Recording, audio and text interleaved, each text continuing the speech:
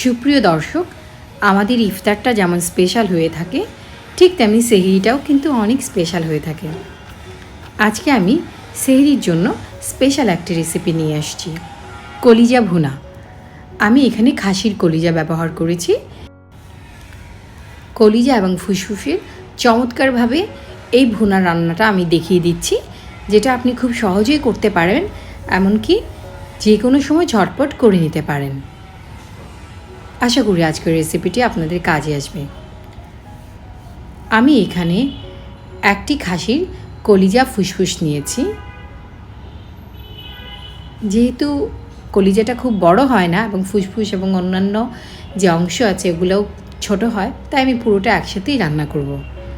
আমি যেভাবে রান্না করেছি এইভাবে চাইলে শুধুমাত্র কলিজাটাও রান্না করতে পারেন, এমনকি গরুর কলিজাও রান্না করতে পারেন। এবার আমি এগুলোকে মাঝারি সাইজের করে কেটে ধুয়ে নিয়েছি। একটি হাঁড়িতে গরম পানি বসিয়েছিলাম। আমি এগুলোর মধ্যে কলিজাগুলো শুধুমাত্র দিয়ে দিয়েছি। এবার আমি ঢাকনা দিয়ে ঢেকে একটু বলক তুলে নেব। কিছুক্ষণের মধ্যে বলক চলে আসছে, এতে করে ময়লা এবং রক্তগুলো উপরের দিকে ভেসে আসছে। খুব সহজে এতে কলিজাগুলো পরিষ্কার হয়ে গেছে। এবার আমি নেড়ে চেড়ে এগুলো ধুয়ে নিব। এবার একটা অন্য হাঁড়িতে 1/4 কাপ তেল দিয়ে তাতে 4টা এলাচ, 7-8টা লবঙ্গ এবং 2টা তেজপাতা দিয়ে দিয়েছি।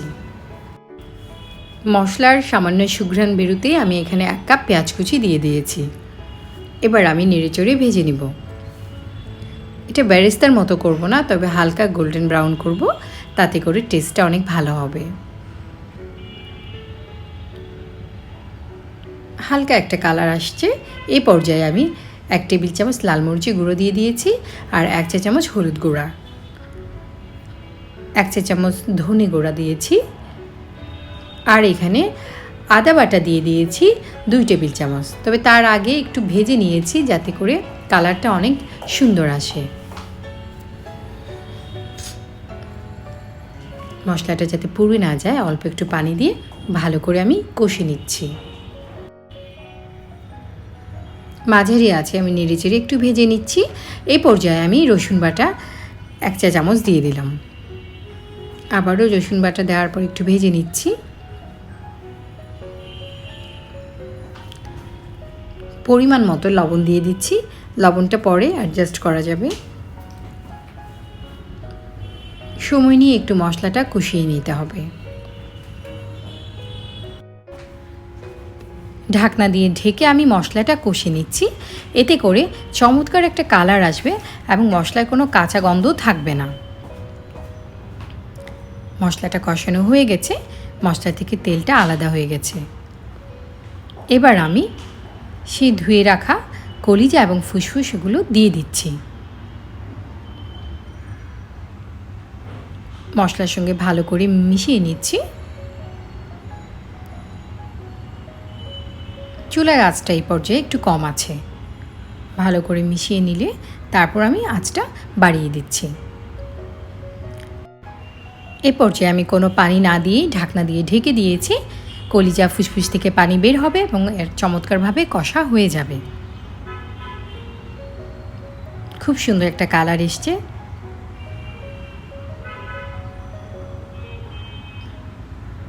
আমি এই পর্যায়ে একটু ভেজে রাখা জিরার গুঁড়ো দিয়ে দিচ্ছি 1 চা চামচ। জিরার গুঁড়োটা একটু পরে দিলে এর ফ্লেভারটা থাকে। নেড়েচেড়ে ভালো করে মিশিয়ে নিচ্ছি এবং ভেজেও নিচ্ছি। চুলার আঁচটা কম, তাতে করে মশলাগুলো পুড়বে না। ঢাকনা দিয়ে ঢেকে দিলাম, তাতে জিরার সুগন্ধটা চমৎকারভাবে কলিজার মধ্যে ঢুকে যাবে। নেড়েচেড়ে কষে নিচ্ছি। এভাবে রান্না করলে খেতে অনেক ভালো লাগবে এবং সবাই খুব পছন্দ করবে। আমি 1 কাপ গরম পানি দিয়ে দিয়েছি। চাইলে আপনারা ঠান্ডা পানিও ব্যবহার করতে পারেন। একটু নেড়েচেড়ে মিশিয়ে নিয়ে আমি ঢাকনা দিয়ে ঢেকে এটা রান্না করব।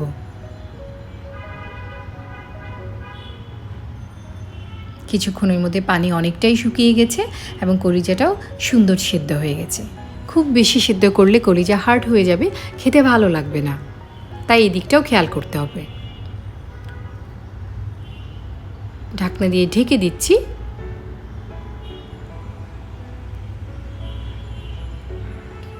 একটু নেড়ে চেড়ে মিশিয়ে নিচ্ছি।